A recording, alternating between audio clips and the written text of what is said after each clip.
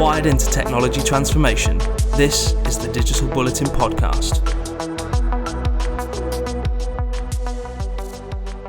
Greetings to you, listener. Thank you for joining us for what is episode 8 of the Digital Bulletin Podcast. On your panel this time around, we have the omnipresent and omniscient Romilly Broad, Digital Bulletin CEO. Hello, Romilly.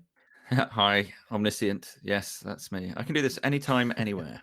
Literally. And we welcome back our voice of reason on all things enterprise tech, its content director, James Henderson. Hi there. Thanks for that introduction. I don't believe I've ever been called the voice of reason before, so thank you for that.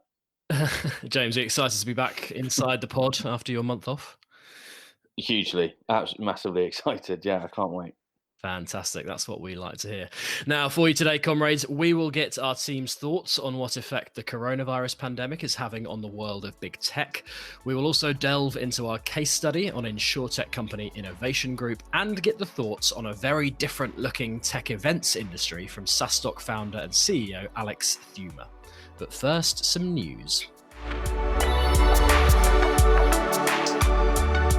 Kicking off our roundup this month is the story of Eric Schmidt leaving Google after 19 years. He was, of course, a former CEO and took the company public back in 2004, so a headline departure there from Silicon Valley. Elsewhere, Intel has been busy spending $900 million on mobility startup MoveIt, while also investing $132 million in 11 disruptive technology startups. They're clearly not feeling the pinch right now, but the same cannot be said for Uber. Not only is Uber set to lay off 20% of its workforce, but the brains behind its tech, CTO Thuan Pham, has resigned. We have also seen T-Mobile reach a series of world-first 5G milestones, Nvidia completing its $6.9 billion buyout of Mellanox, and AT&T CEO Randall Stephenson stepping down. A decision that rather pleased the President of the United States. Now, it's unlike him to forcefully state his opinion on an area he knows little about, but you can find a full roundup of the reporting on these stories and many, many more via the bulletin on digitalbullet.in. But we're now going to kick off our main discussion. And this month, our angle on the coronavirus is exactly what shape the technology world will be in once we're through all of this, and whether there is enough evidence to support a growing theory that digital transformation is actually being shifted along by the pandemic. Now, we know there are countless examples of technology being critical in fighting the spread of COVID-19 and nurturing possible treatments. There's a very good article on that topic on Digital Bulletin right now from NVIDIA's Kevin Deerling, where he talks about some very interesting use cases for technology in the fight against the pandemic. But guys, from the conversations you have had recently, do you sort of see growing evidence to support this theory that digitalization is coming at us even faster now? Rom, let's come to you on this first. Yeah, I think that there is plenty of evidence. I think, being a bit more cynical, maybe there's also evidence to the contrary. So I'll two examples from just recent conversations I've been having. So there are examples in agriculture, for example. Obviously, agriculture is a very people-centric kind of thing, but it's in the process of digitizing itself and automating itself with IoT applications, etc. There are farms in Brazil, especially because they're ahead of the curve on a lot of this stuff, that are so sterile that it's a complete non-issue, if you like, where actually the process of harvesting in a lot of cases in Brazil, sugarcane is now almost people free because it's automated, and anyone who goes anywhere near a cattle ranch in Brazil often needs to wear hairnets and walk through disinfectant and all this sort of stuff, but largely it's automated. And that's certainly an example of how you can see a lot of change happening quite quickly because agri-tech as a thing is quite a mature thing now. On the other hand, I've been having conversations with people in healthcare where you might imagine, wow, there's been a huge surge in digital progress in a short amount of time in what is actually an industry sector that's quite behind the curve in terms of its digital maturity. And you'll hear people saying, yeah, sure, we've got people working from home. Everyone's working on Zoom, and we're using Zoom to conduct, appointments with patients and stuff.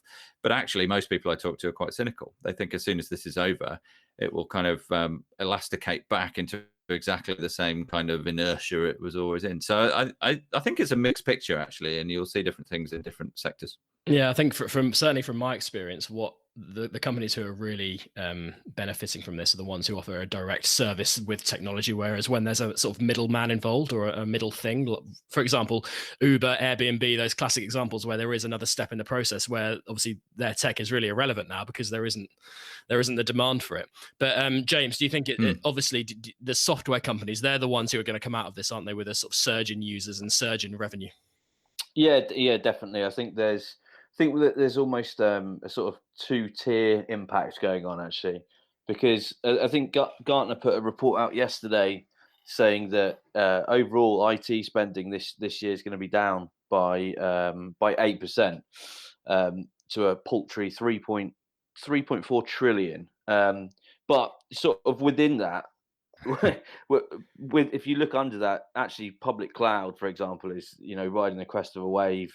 Huge increases in revenues. All of the big hyper majors, their sort of year-on-year reports are up massively.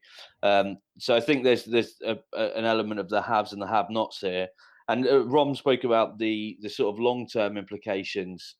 Well, actually, if you think about how the conversations that are around how we're sort of changing in the ways that we work, you would think that actually a lot of that, maybe not all of it, but a lot of that sort of cloud capacity that is being bought up at the moment will actually continue, post pandemic. So I think that those are probably what you would consider to be the big winners in this. Yeah, that's a really good point, James. And actually, it coincides with a news story today that revealed Jeff Bezos is about to become the world's first trillionaire. I don't know if you saw that headline this morning, but obviously AWS will be sort of experiencing a big surge in deployments during this time. And what we have actually seen is these cloud providers that you mentioned, James, which we previously thought to be sort of impenetrable in the sort of scale of what they do, and we've seen a couple of examples where some very high profile ones, I won't mention any names, but have actually struggled to deal with the capacity in this situation. Rom, have you got anything to add on the sort of cloud point? I mean, cloud is really interesting. And I think there's a kind of macro picture that it paints for me. Allow me to be speculative for a second, but I think what we've seen is a Russian uptake of people moving their infrastructure into cloud environments. That's probably picked up, you would think, fairly rapidly. In other words, things that people were going to do anyway, they're now doing quicker. Now, I think that there's the long tail of that is going to be the really interesting thing. Obviously, there's a debate here around how will moving to the cloud initially, but then applications that you put onto that fundamentally are around issues of automation and AI, of streamlining processes. Are we going to see a rapid acceleration in something that everyone's kind of worried about already, which is disruptive influences of AI and things like that on work, on jobs? Are we going to see? There's already a concern, obviously, that over the next few years, lots of people are going to be kind of put out of a job because they're doing repetitive administrative tasks, etc., that can be done by machines. Are we actually going to be moving towards that quicker now because of the accelerated move to the cloud and so on that we'll see as a result of it? But secondly, a lot of people have been furloughed. A lot of people may not come back from furlough because maybe they're not as necessary as they once were after some of the technical shifts that have occurred while they've been on furlough. Do you see what I mean? Yeah. We might be getting to that point quicker where on coming out of this issue, coming out of the viral issue, we're going to have to see policy on national levels actually accommodate the fact that the employment isn't going to come back and look the same as it did before. It's a combination of things, but it's going to be interesting to see how that all pans out. No, definitely. I think that one of the big upward curves that you're going to see, and I think it was happening anyway, but I think it's just going to be accelerated, is in RPA, because a lot of those administrative tasks, where perhaps you can't group people into big offices to do them, will now, companies that might have been considerate will now make that jump. They will now deploy RPA into their platforms or into their systems. And RPA is very, very good at what it does. And while we can talk about how actually it should be sort of blending the human and the machine, if companies are seeing their bottom lines come under huge pressure during COVID, which they will, if there is a technology such as RPA which can help them, then that is going to happen. And when this furlough scheme comes to an end, whenever that may be, then they're going to have some pretty drastic and important decisions to make. I think this is a really interesting point because from a technologist's point of view, the messaging at the moment is almost sort of really excited. They're almost saying this is our time now. The digital is going to come at us even faster right now. But actually, the point you guys make about how the issue of jobs and that very sort of thorny issue, which is thorny to most people who are working, that is like something they're worried about, and it's an issue which technologists have been able to sort of bump down the road to a certain extent by kind of saying, look, this, we feel like it won't be an issue, but it's kind of not, because it's not an immediate issue. It's not really something they have to tackle really that seriously. But actually, on the one hand, technology is coming at us faster, but also the problems are coming at us faster. That's the point you're making, isn't it? Yeah, exactly. And so I think what most companies, and certainly most companies that and leaders in this field that we've spoken to, have been very mindful about the fact that some of the new technologies that they're introducing, because it's better for the company, it helps the company to be more efficient, more sustainable, and actually by extension more sustainable in all contexts, including environmentally. So it's a good thing to do. They're very mindful of the fact that may have an impact on some parts of their organizations from a human perspective, from a human resources perspective, and very mindful about how they're going to manage that. And often that involves retraining, and actually we don't need to lose people here. We just need to give them better, more interesting things to do. Is that mindfulness going to be challenged because of coronavirus and what is going to be the horrific recession globally that's going to follow it? Is that going to change people's approach to this? Suddenly, rather than being a mindful, slow process where we can work through that transition, it's going to be more of a shunt. Lots companies and lawmakers are going to have to deal with that, I think. Do you think we'll see a sort of faster convergence of business and technology and government, those three things that sort of they need to come together in a way, don't they, to make this work? They'll have to. Yeah. Safety nets, whatever they may be in whatever shape they are, will need to be considered in what they haven't really been, with a greater urgency, and that's not just because there's a recession and because the pool is draining of cash. It's actually this is a shunt of a forever nature. It's going to be that change that we've all anticipated because of these technologies feels to me, I might be wrong, feels to me like it's going to become a more rapid change because of what's going on right now.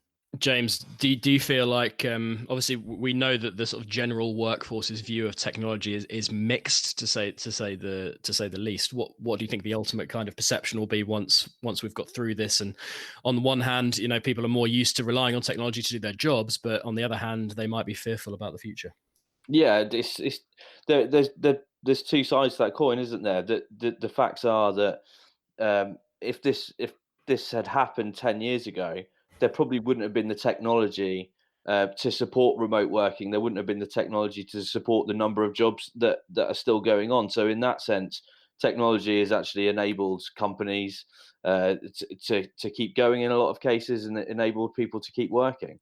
But on the other side of that coin, there's no question that enterprise, if they haven't already, will be considering the technologies that actually take a lot of the human element out of a lot of these administrative tasks, which, while boring, represents a large chunk of what they have to do every day.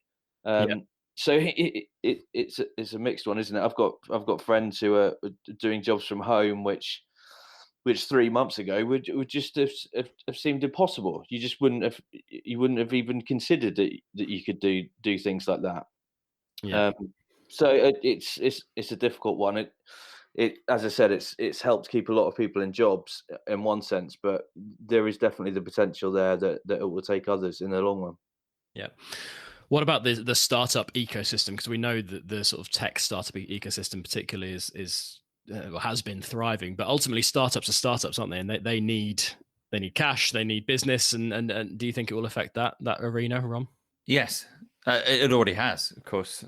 You've got governments all over, including ours in the UK, coming up with interesting rescue packages. I think in this country, startup the government is offering a matched funding type thing, where if you can find yourself an investor, the government will match that investment to make investors continue to want to invest in things. But the truth is, and I mentioned the pool running dry of cash. That's kind of how I imagine it. If you imagine a swimming pool with a shallow end and a deep end, and the newer you are as a startup, the nearer to the shallow end you are, and cash is the water. Someone's pulled a plug, and it's the people at the shallow end that are suffering first, because their capital is being burned, because that's first of all what they do with that capital, with their seed funding or whatever it is. That runs out, and the investors aren't there right now to keep them going, and so it's a bit of a bonfire, frankly, at the minute from a startup perspective, as far as I can tell. Obviously, I'm not an investor; I don't really know, but the everything I read would suggest that there's it's a bit of a survival of the fittest kind of situation. If you're not a startup that's already looking very good in terms of generating revenue and approaching a point of creating profits, then it looks like you're going to struggle. Yeah, so we'll see. James, do you think one consequence of this is sort of M&A activity? Because I know you've written about this before, but there does seem to be quite a lot of acquisitions in that sort of very sort of specific tech kind of startup area at the moment, doesn't there? Oh yeah, without doubt. It's like it doesn't seem to have affected investors if they feel that the companies are right. If they have the tools to enable companies to automate quicker or to embed machine learning into their platforms. Actually, we've seen billions of dollars change hands just over the last couple of months. So Rom is absolutely correct in that for most startups out there, this is going to be a really, really bumpy ride. And the truth is, a lot won't get through it. But actually, if you happen to be working in the right areas, I mean, I wrote last month's Digital Bulletin a piece about how fintechs which offer really nuts and bolts services, how they're probably going to be in big demand, and that's simply because we know that the big financial institutions, while they talk a lot about being end-to-end digital, we know that actually that's not the case, and a lot of their infrastructure is old and not really fit for purpose. So all of us are now banking, whether it's our personal banking or business banking. We're all banking online all of the time now, and we've already seen banks have gone out and look to acquire fintech companies that can sort of plug the holes in their digital offerings, and that's the same at the moment. We're seeing a lot in the sort of automation and AI space as well. So again, I sort of come back to this sort of two-tier system, the winners and losers, and that's definitely been the case during this pandemic so far. Yeah, I think so. I think that's there's a lot of luck. Yes, absolutely an element of luck to it. Yeah. Yeah, and there's obviously a lot of pain as well. There are winners and losers, but I do sort of feel in the technology industry in particular, there is sort of opportunity for a lot of companies as well. So yeah, let's close off this topic now, guys. We're going to have a quick break before jumping straight into our Innovation Group case study. Find us as Digital Bulletin on LinkedIn, Facebook and Instagram, and at Digi_Bulletin on Twitter. For this month's case study in review, we're going to look at the story of Innovation Group. Now, Innovation Group has been delivering business process outsourcing services to insurance companies for nearly 25 years. But the action it has taken around technology in the last 3 years means it is now a very different beast. Earlier this year, we visited its new offices in London to get the whole story from CTO Mike Hinton and Chief Revenue Officer Andrew Considine. Now, to set the scene, here is Hinton explaining the legacy challenges he initially faced in his role. It was pretty clear that Innovation Group had been talking about innovation, in particular software, product applications for some time, but hadn't really delivered those. We've been lucky enough for our clients to be loyal to a certain degree. We've managed to hold on to a lot of our clients and customers. And yet the promises around the digital journey, the digital platform, that transformation hadn't really come to fruition. So really the first part of my role here at Innovation Group was very much to pull together a strategy and deliver that strategy around digital transformation, moving us from our typical BPO business in each of those regions that has a little bit of tech at the back end. That tech isn't particularly smart and still drives an awful lot of manual processes. But what we need to do to keep our clients, grow our revenue and stabilise the business within Innovation Group is very much lead with technology, which is a strategy that's been put together in the first 6 months of my tenure. We're now 3 years in. We're live with our platform. Our platform is known as Gateway. It's going to consolidate all of our regional legacy applications. Okay, so I'm going to set the scene a bit here, guys. And what this really is a legacy story. Now we normally sort of talk about legacy and a company's legacy, but this is a legacy on a huge scale for Innovation Group. I think it had more than 350 sort of disparate applications used by all of its regional businesses all over the world that were in no way connected and created all of their own data and ran on all of their own systems. And it sounded like a bit of a nightmare, to be honest. And obviously Mike Hinton took the role of CTO in 2017, and it's only really at this point that he's managed to sort of get to the stage where they're able to unveil their new kind of technology solution to combat the problem they had. So 3 years sounds like a long time, but obviously it is. It probably was needed to untangle that the processes and systems that were sort of burdening Innovation Group with the work they're doing. Now they've launched Gateway, which is the platform that manages sort of the whole claims process from sort of the first notice of loss right through to a settlement. So yeah, that's sort of an overview of the story, really. James, let's touch on this sort of challenge of legacy. Is it fair to say that shifting legacy technologies is one of the toughest challenges still facing IT leaders today?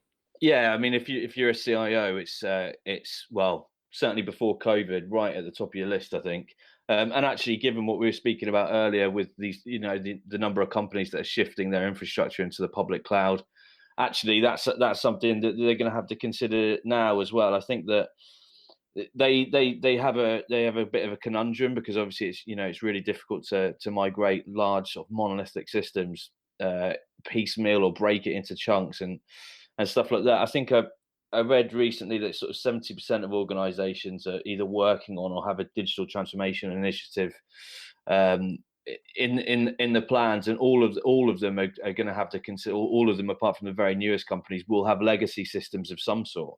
And just to sort of illustrate, you actually back up the point you made there, I was speaking with a CEO a couple of weeks ago, and he told me before their sort of digital transformation, before they'd put that in place, 60% of the cost of their tech stack was spent on technologies to get their various legacy systems to speak to each other, to make them sort of interoperable.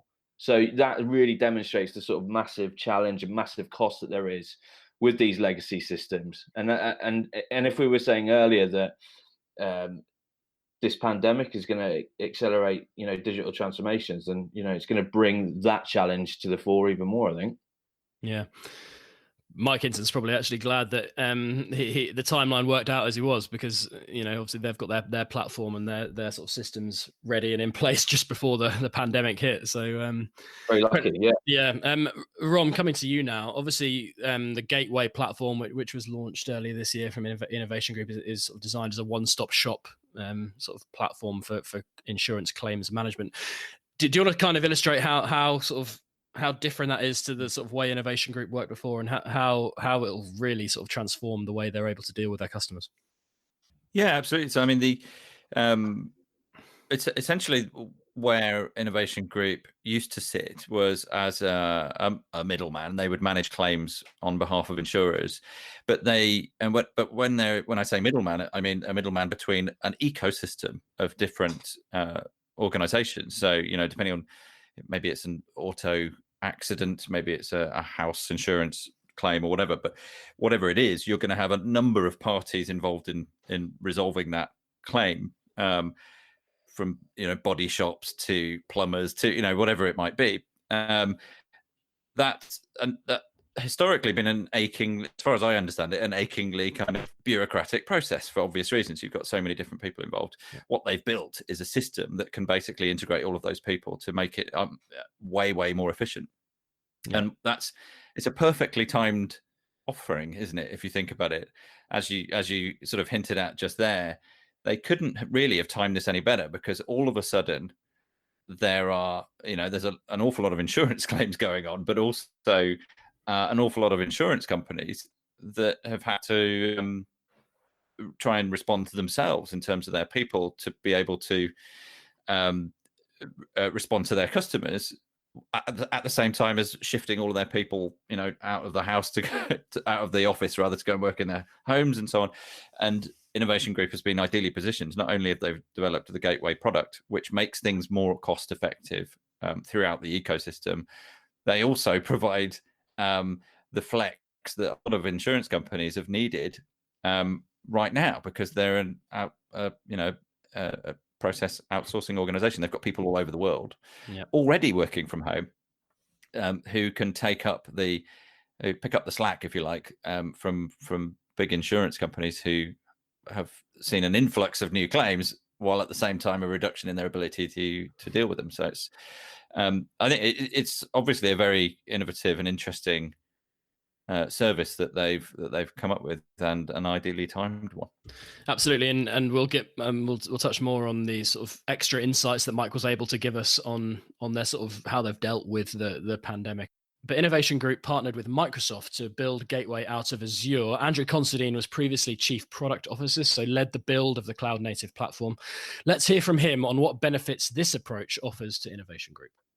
From a cloud-native perspective, we've really gone back to basics and started from the beginning in terms of building out the platform. What we haven't done is done a lift and shift approach, where we've taken legacy applications and put them up in the cloud. We really have started from scratch, working with some of Microsoft's best engineers globally to make that happen. And what that's allowed us to do is to build up an architecture that's not only safe and secure, but ultimately completely extensible in terms of running and developing new applications on top of that architecture. So what that means is that we can spin up microservices within our environment really quickly and rapidly. We can deliver them in a way that's fully applicable with the clients that we're working within. So, and that's a challenge, doing that within a single platform, but working with multiple clients. It's that modern microservices architecture that gives us the ability to be able to do that. Now, as Andrew said there, the relationship with Microsoft here is key, because what Innovation Group hope to do ultimately is sell Gateway as a SaaS offering through Microsoft Marketplace, which really opens up the technology they spent 3 years building to a much wider group of, or a much wider market. Rom, that's where the potential is, isn't it? Yeah, absolutely. I mean, they've sort of said, look, let's consolidate all this complicated stuff to make it easier and more efficient for everybody, and therefore, less expensive for everybody. And let's find a way to make sure that people can access that really easily. And so that's what they've done. But their partnership with Microsoft goes even deeper than that, of course, because it's enabled them to actually respond to the rapidly changing global environment that we sit in, right now. They've used a suite of Microsoft services in order to enable their own people to carry on doing what they're doing. So you'd think the future is very bright on the basis of all the decisions they've made over the last 3 years. Yeah, let's talk a bit more about, because obviously just to provide some insights from our end, we interviewed Mike and Andrew just before the sort of the pandemic problems accelerated.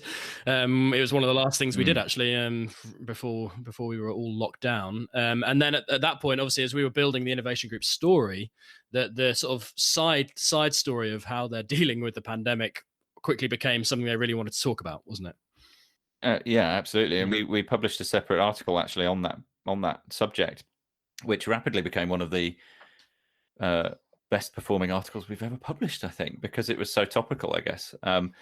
And there's serendipity involved here. I think Innovation Group have been quite lucky in a way, and maybe there are lessons for others in there.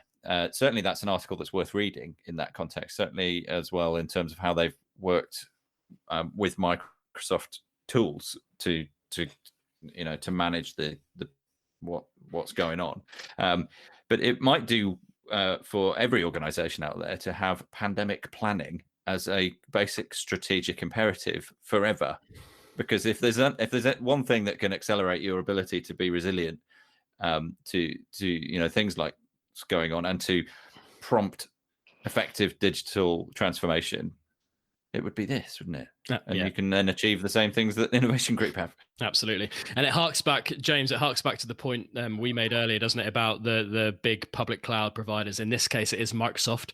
And actually, one of the big benefits of sort of going all in on public cloud is that kind of flexibility and the agility and the speed of change. And this story of Innovation Group, being able to build a platform wholly out of Microsoft Azure, but also being able to use Microsoft's other tools around collaborative working to make sure that their business is still able to run on a day-to-day during a pandemic. And it's kind of those relationships, isn't it, that with those big hyperscalers that make it really kind of compelling for a company like Innovation Group. Yeah, I think that's the key for me, isn't it? It's the word you've touched on there is flexibility, that they've been able to do both of those things with Azure. Sort of shows the strength of that relationship and actually the potential that these hyperscalers can bring to enterprise. And I think that there's a wider conversation here, isn't there, around sort of what is this shift that we've seen, whether it be insurers or any other big enterprises of people being locked down at home and using these services to sort of carry out their tasks. Is that something that we're going to see for the long term? I think it was Facebook and maybe one other that I can't think of right now said that this could be the new normal. They're saying that people can work from home until this time next year as well. So Twitter and Google, Google, Microsoft. I think Twitter even said if people want to work from home forever from now on, they can. So that's right. Going to be interesting in terms of how cloud services are set up. Are we going to huge investment surely are going to be needed in terms of a capacity if this is a longer term trend, and that goes for us as well, even as a small company. What does it mean for SMEs as well as large organizations? Yeah. Now, no, good chat, guys. Thanks for that. Now, you can get our long read article on Innovation Group's transformation and watch some videos too over on digitalbullet.in. But after this very short interlude, we will be moving on and hearing from Alex Thumer, founder and CEO of SaaStock. Power up your day with the Bulletin Brief, the latest news, insights, and opinion delivered straight to your inbox. Subscribe now at digitalbullet.in. Normally at this time of year, technology's biggest and best would be using glitzy events to show off new products and get their partners and customers together. But of course, the coronavirus pandemic has turned the events industry on its head. Alex Thumer is CEO of SaaStock, a community of SaaS founders and executives and the creators of conferences worldwide for software professionals to meet, collaborate, and network. I had the chance to catch up with Alex, and in our interview, he reveals how SaaStock has quickly pivoted to remote event hosting, talks about his own experience of contracting COVID-19, and considers whether the world of events might just have changed forever. But my first question to him was about finding out just what the last few months have been like working in the tech events sector, ever since Mobile World Congress was cancelled right at the last minute back in February. Yeah, and it's kind of crazy. I mean, the Mobile World Congress thing was only like 8 weeks or so ago, right? It feels so long ago. But yeah, that was the kind of the first big case, the first big cancellation, and this kind of happened, I guess, the Mobile World Congress cancellation roughly a week or so before the event, as the big corporate sponsors started to pull out because they weren't, I guess, weren't really comfortable being B2B, sending their employees there, thinking about the liabilities, thinking about the safety of their employees and so on. And then ultimately, I think the decision was forced, right? And this was a kind of late call, but they were one of the first and the biggest, perhaps, this year to be impacted by that. Then a couple of weeks kind of later, what we saw beginning of March was that within a space of a week, about 150 conferences worldwide were cancelled. It was just like a domino effect, another one. And, we were looking at this, thinking it was pretty crazy. But yeah, anything that was happening in March and April got cancelled. So at the time, I was looking at this from my own, perspective, running a conference business, thinking, well, our first conference is in mid-May, and then we have one in end of June, and then we've got one in mid-October, and then one in November. So we're going to be okay. I feel I'm optimistic we're going to be okay, and that it might be business as usual. But within a space of a week or 2 weeks, really, we sort of realised that actually this is not going to be business as usual. This is more serious than I could have thought. And beyond all the conferences cancelling in March and April, we're sort of really looking at the very least of any in-person conference that's happening in the first half of 2020 will not be taking place. So we made then very quick decisions that we were cancelling our LATAM event in May and cancelling our North America event in June. And again, any conference that was happening really kind of between now and June got cancelled kind of like one after the other. Again, a kind of bit of a slower, less dramatic sort of domino effect. Everyone kind of, expecting that. Now, what's happening, and I'm speaking to other conference organisers, looking at what's out there, thinking about our business, for the second half of the year, because what we did to react to that, initial situation and moving, our LATAM and North America conferences is we created this online conference, SaaS.remote, to kind of help us out as a business and provide value to for the first half of the year and provide value to our community for the first half of the year. And then evaluating, what's happening in the second half of the year. And there's still a lot of conversation happening about that, a lot of chatter happening about that today in the WhatsApp groups that I'm in. And some organisers are holding out hope that, in, I guess, kind of Q4, that you will be able to, run a large event. It may be legal to do that, but still with, extreme social distancing measures, with people wearing, sort of PPE, with the appetite for people to, or the low appetite for people to, get on planes, I think, this year and, regain that kind of confidence and be, in an environment where it's, full of, people. I really do feel that the people that are holding out hope need to kind of make decisions fairly soon and kind of see that actually, in my belief, there is no hope this year. Sadly, as a conference organizer, I don't want to say those words, right? But to bring back in-person events this year, to do them safely in an effective manner, that's valuable, that's also enjoyable, right? And then, so we are making the decision that all of our events will go online for the rest of the year. And in fact, we're even planning for summer 2021 is when we believe that they will come back. Yeah, it's really fascinating to hear sort of the full story from somebody working inside the industry. Alex, can you sort of give us a bit more insight into what it's been like for the company, what it's been like for you personally, how much work has gone into creating SaaS.remote, and also just really like how crazy it's all been, like how quickly you've had to make some big decisions when really the industry you work in has been taken from under your feet? Yeah, it's been extremely crazy. And I mean, again, I would never have thought, people don't necessarily plan for this, or I think a lot of people don't, right? I never planned for a pandemic, when I started the business sort of 5 years ago. And I never thought I'd sort of go through one. But obviously here we are. And, we had we spent so much time in January, I guess kind of mapping out the year, our forecasts, our budgets, doing everything perhaps to the best of our abilities, properly for the first time. And we had, big goals for the year, which, like many other companies, just got ripped up, in March. And then the focus was on survival. What do we do to kind of get through this? How do we, get through to the end of the year? When is it going to end, etc. But effectively, for us as a business, our revenues dropped to zero in March. And so we pretty much had a zero revenue month because all of our revenue is tied into in-person events. So we weren't very diversified from that respect. And then we had to figure out, how do we become revenue generating, as quickly as possible?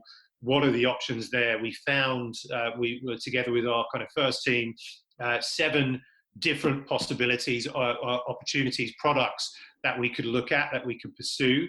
And the one that we picked was online conferences, because again, we kind of looked at, I guess, kind of speed to market, speed to revenue, speed, time to value, and delivering all of that, and kind of weighing up and put everybody, 24 people in the business, on SaaS.remote. So we went from picking that product idea, that to pivot online, to 2 weeks later, having a fully developed, website and product with the first speakers, even the first sort of ticket sold, to kind of, getting back on, some initial kind of revenue, at that point. So we moved very fast as a team, kind of split up, all of the priorities and tasks, worked in sprints. So we've probably never worked as fast and hard before, but we did it out of necessity, and we proved that we could do it, and learned a lot of stuff along the way.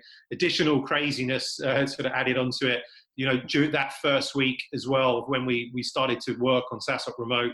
I got coronavirus or COVID-19, and so I was sick for about 8 days.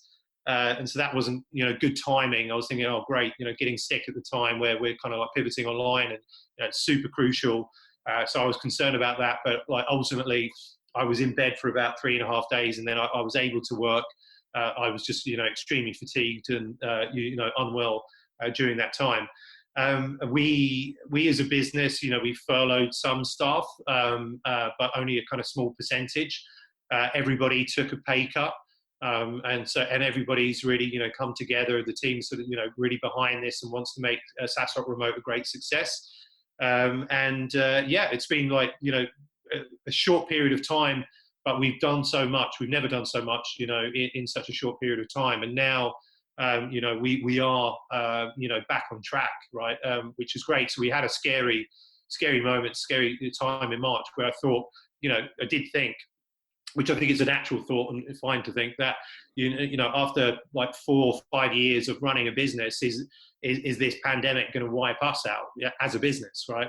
But we adapted fast, and we've so far taken the company kind of out of this. I think we'll certainly get out of this, and then once we finish the rest of the year, we can plan back for our growth plans in 2021.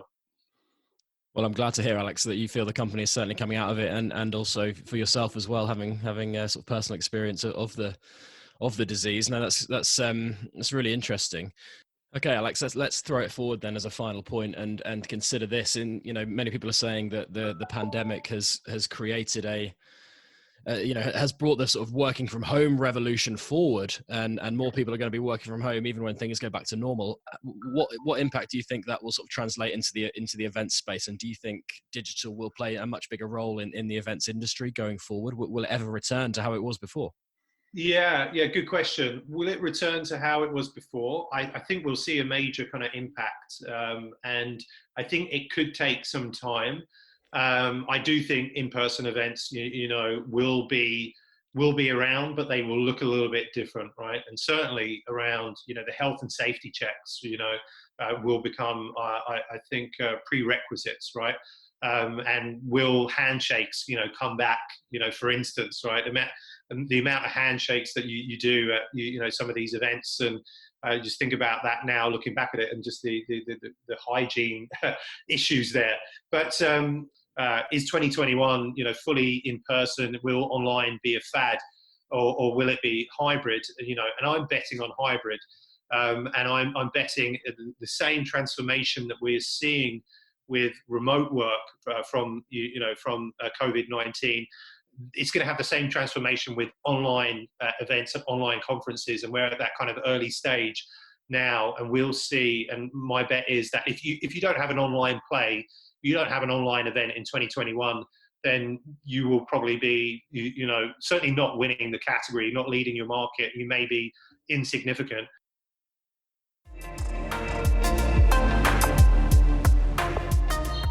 Right, that's it for today, folks. The timer is sounding on this episode of the Digital Bulletin Podcast. Before we go, let's point you in the direction of some of our other content. Issue 16 of the Digital Bulletin magazine is out now, leading on an exclusive interview with the head of cloud portfolio for Vodafone Business. Now, we also have a rich stream of insights from industry leaders on digitalbullet.in, including some very topical articles around the pandemic. And of course, we have more episodes of our sister podcast, Fragmented Reality, where we bust the buzzwords in enterprise tech. Now, I want to say a virtual goodbye to our panel. Thank you, Romilly. Virtually, that's fine. Virtually, thank you. And thank you to James. Thank you very much. And thank you to you too, listener, for sticking with us. We'll catch you next time. Goodbye.